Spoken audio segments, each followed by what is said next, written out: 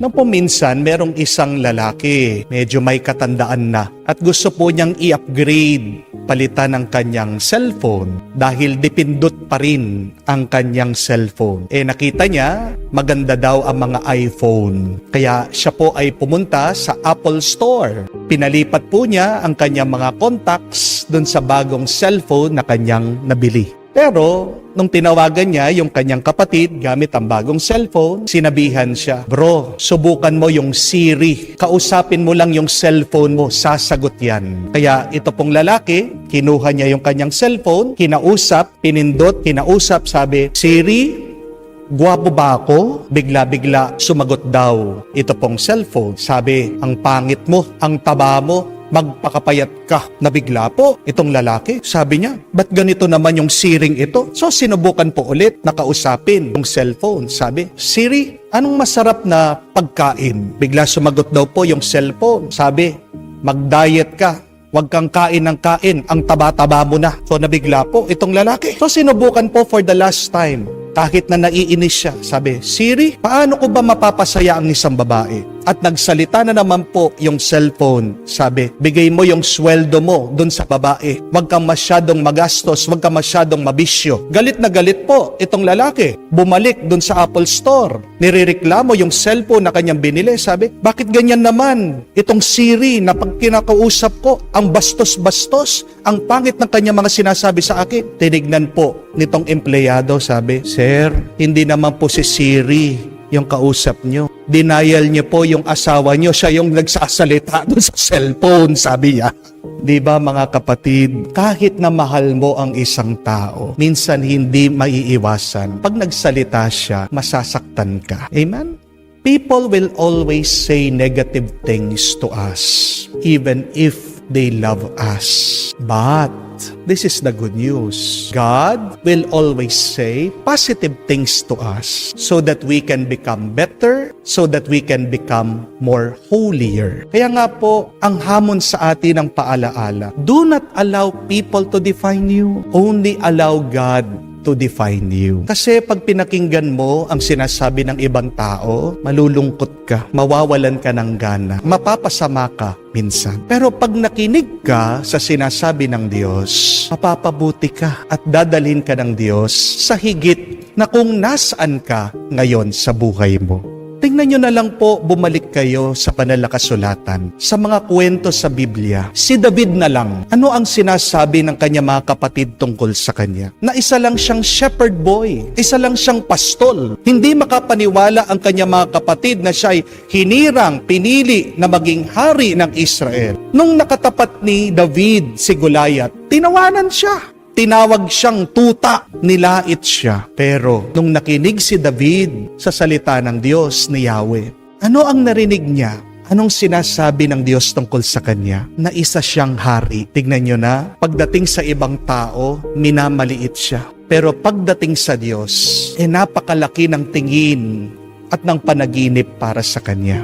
Kung nga ang ating Panginoon, hindi po ba? Balikan nyo ang mabuting balita, ang mga kwento sa Ebanghelyo. Anong sinasabi ng mga Pariseo tungkol sa kanya? Na isa daw siyang demonyo. Ang mga ginagawa niya ay sa pamamagitan ng kapangyarihan ng masama ni Beelzebul, ang prinsipe ng kadiliman. Anong sabi ng mga kamag-anak ni Jesus tungkol sa kanya? Nasisiraan daw siya ng ulo. Anong sinasabi ng ibang taon tungkol sa kanya? Nawawalan siya ng bait, sira ulo siya. Pero pag siya ay nananalangin at nagdadasal, nakikinig sa kagustuhan ng Ama, anong sinasabi ng Diyos tungkol sa kanya? Na siya ay ang minamahal na anak niya. Narinig natin sa unang pagbasa ngayon kung ano ang tingin ng mga nakakatanda sa mga apostoles. Wala silang karapatan na mangaral. Pinipigilan sila sa pagpapahayag sa pananampalataya sa ating Panginoong Hesukristo. Bakit? Kasi para sa mga ibang tao, ang mga apostoles at alagad ng Panginoon, sila ay mangmang. Sila ay mga mahihirap na mangingisda. Pero ano ang tingin ng Diyos sa kanila? Ano ang tingin ni Jesus sa kanya mga apostoles? Sila'y mga sinugo. Sila'y mga kaibigan niya. Nung hinugasan na kanilang mga paa, hindi na sila mga alipin. Kung hindi mga kapantay niya, sila'y mga minamahal niya. Tingnan niyo po sa ating ebanghelyo. Pinapaalalahanan din din tayo. Pag tayo ay nakikinig sa Diyos, ang ating mga pag-iisip, ang ating magiging pag-uugali ay parang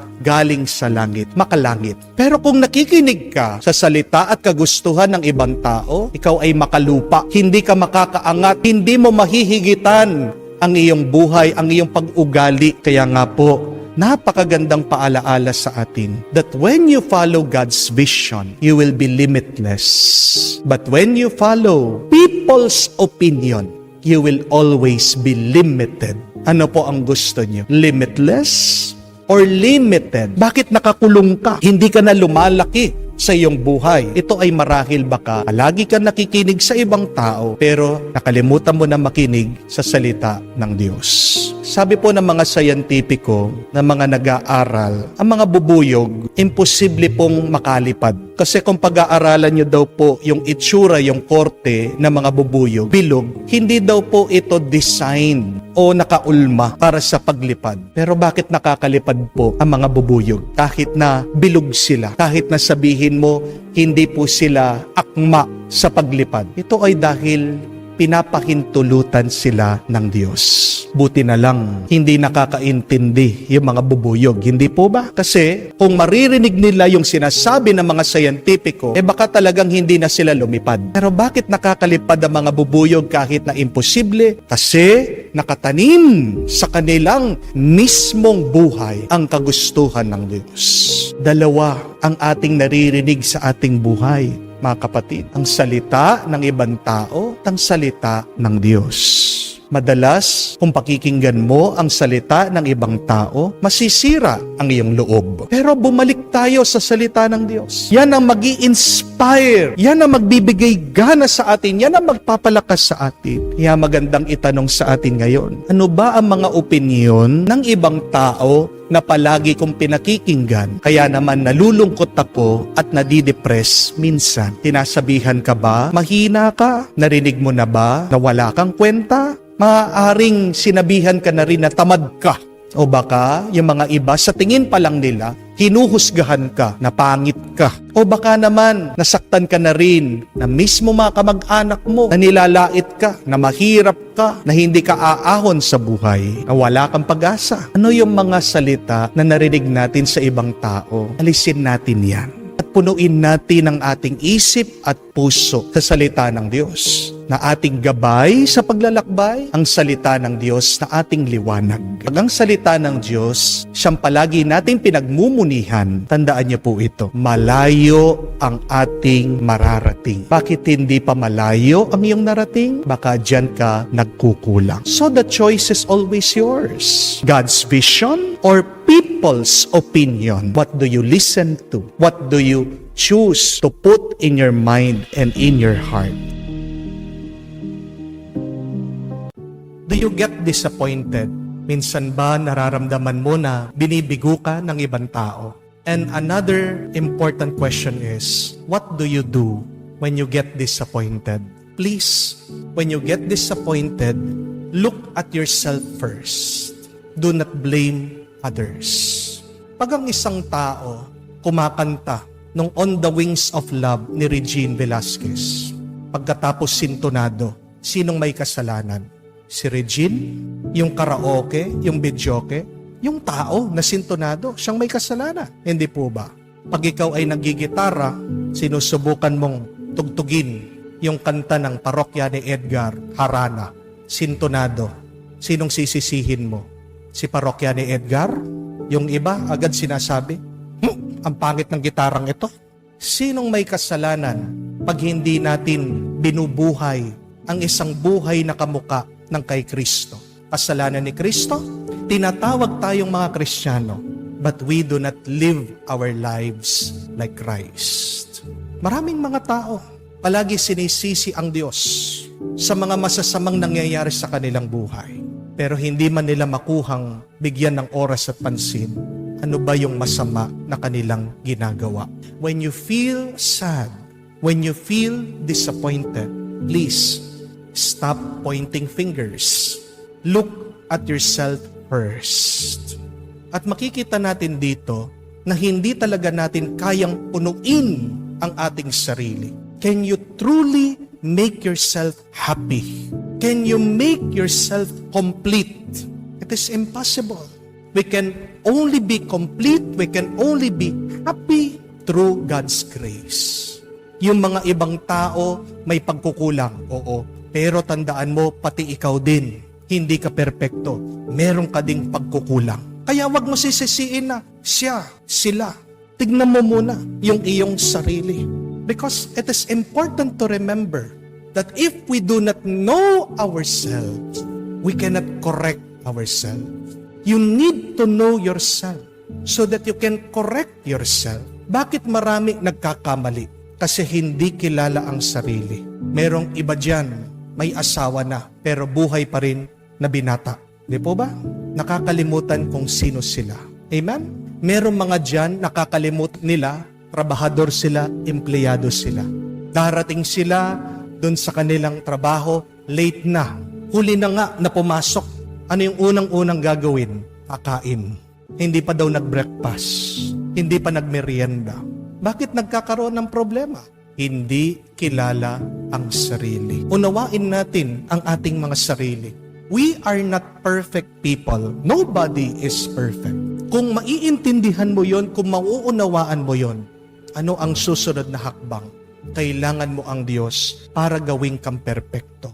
Kailangan mo ang Diyos para maging mabuti at banal ka. So before you seek perfection towards others, why not seek perfection in you? Hinahanap mo yung iyong asawa, maging mabuting mabuti, maging mabait na mabait, maging mapagmahal, mapagmalasakit sa iyo. But the question is, are you like that?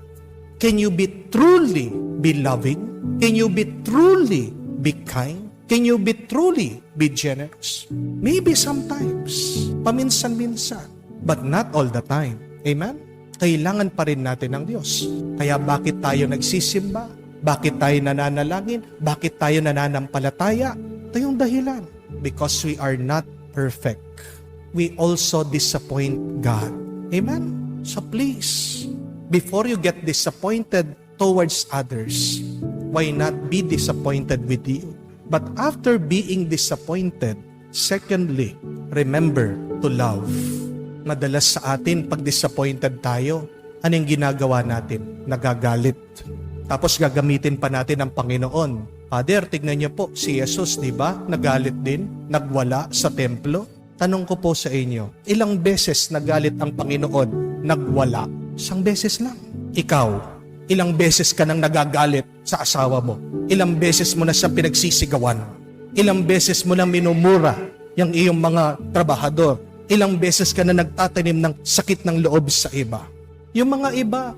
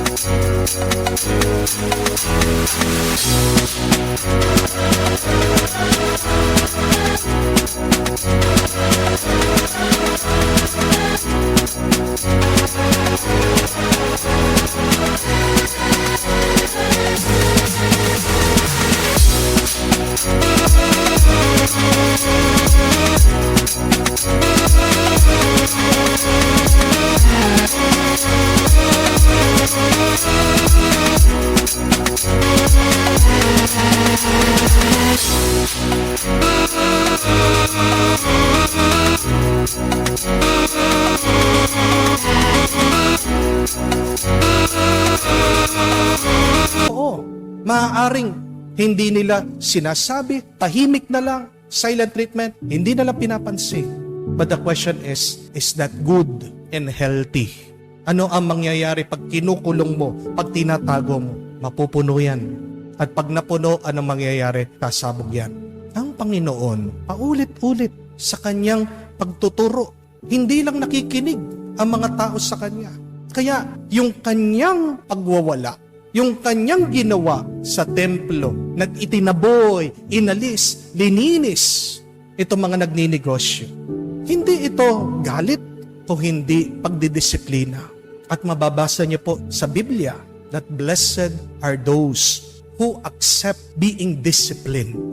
Sino ang nagagalit pag dinidisiplina. Mababasa nyo din sa Biblia. Fools ang mga hibang, ang mga walang karunungan, katalinuhan. Pero kung marunong ka, matalino ka, at alam mo, dinidisiplina ka ng Diyos, tatanggapin mo ito. It is a blessing. When you get disappointed with other people, please do not stop loving them. Kung paano ang ating Panginoon hanggang sa kahuli-hulian, siya'y nakapako sa krus. Anong sinabi niya? Father, forgive them for they do not know what they are doing. You can never remove disappointments or sad feelings from your life. But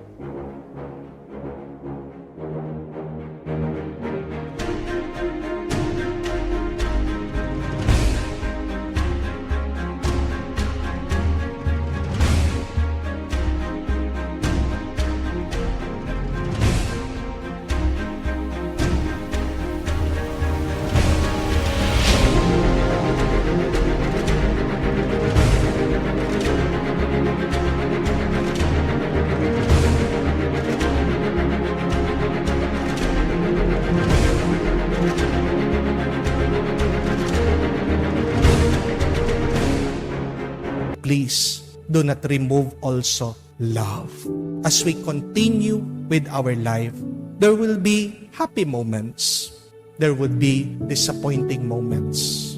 Pag binibigo ka ng ibang tao, sana bago mo sila sisihin, tingnan mo muna ang iyong sarili. Hindi ka rin perpekto. Matuto kang magpakumbaba, matuto kang magpasensya. At bago ka magalit, wag mong aalisin sa puso mo ang pagmamahal.